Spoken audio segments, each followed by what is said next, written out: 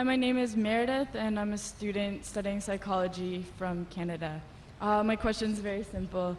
How can you say that men and women, that there's no sexism when the very setup of this conference is sexist? For example, the men are seated in front of the women. Can you repeat the question a bit slowly, sister?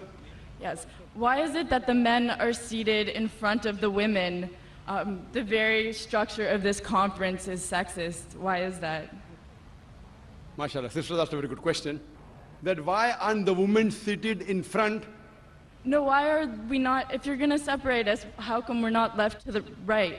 Correct, right. Why is one in front Sister of the asked a very other? good question. That why are the women, if you believe in equal, why not left and right? Why not? It's a very good question, sister. Because the Quran says in Surah Nur, chapter number 24, verse number 30, say to the believing man that he should lower his gaze and guard his modesty. Whenever a man looks at a woman, any brazen thought comes in his mind, he should lower his gaze. Now, if the women are sitting on my right, I will only have to speak looking on the left. You know, because I cannot look at them. Yeah, I can look at everyone. Sister, I cannot see your face also from here. You may look at my direction. If you want to see me close, you can see on the screen there, no problem. But for me, the Quran says, the moment I look at a woman, I should lower my gaze. Unless she's my wife, or she's my mother, she's my daughter. And if someone says that someone looks at a woman and nothing happens to him, then he requires a psychiatrist. So if you were here, I would talk to you like that. So you'll tell me, what an ill-mannered man is this? You know, showing me his back. Now my gaze is there. Knowing the microphone, I cannot see you. I can just see, okay, just a little bit here and there. So I'm maintaining my hijab.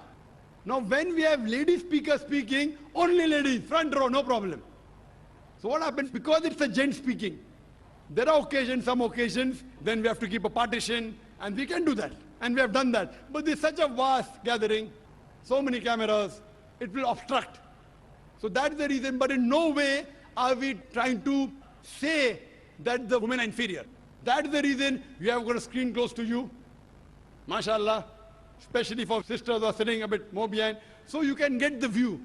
But in front, it will be difficult for me to speak, for me to maintain my hijab, for me to look, because in public speaking, you know, we are taught we have to look at the audience.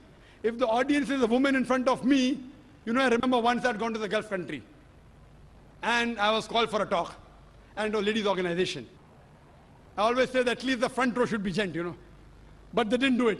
So half the talk I gave looking at the ground, and balance half looking at the ceiling. Down, ceiling, up. Believe me, I was in hell. Not because I was in company of ladies. I was in hell because half my lecture I gave looking at the ground, and half my lecture looking at the ceiling. I had to maintain my hijab. Here I can talk to the person, I can look at him, I can stare at him. If he's sleeping, I stare at him, he stops sleeping, you know. The public speaking. But with the ladies, therefore, it is for maintaining the hijab. So that's the reason, sister, it is not at all in any way trying to belittle them. And the reason we have given you one microphone instead of two, because we feel that the proportion is approximately 1/3, 2/3. That's the reason. But the moment last time when there were more ladies, we gave equal proportion. Hope that answers the question, sister. Thank you. Early to your Peace TV conferences for last so many years. My question is, I'm in a situation of two families, both are Muslim families. I know the boy, I know the girl, the families. I have been the media coordinator of those boy and girl, and they are going to get married. So can a non-Muslim be a witness of the agreeing family and the boy and girl to the nikah? Brother asked a very good question.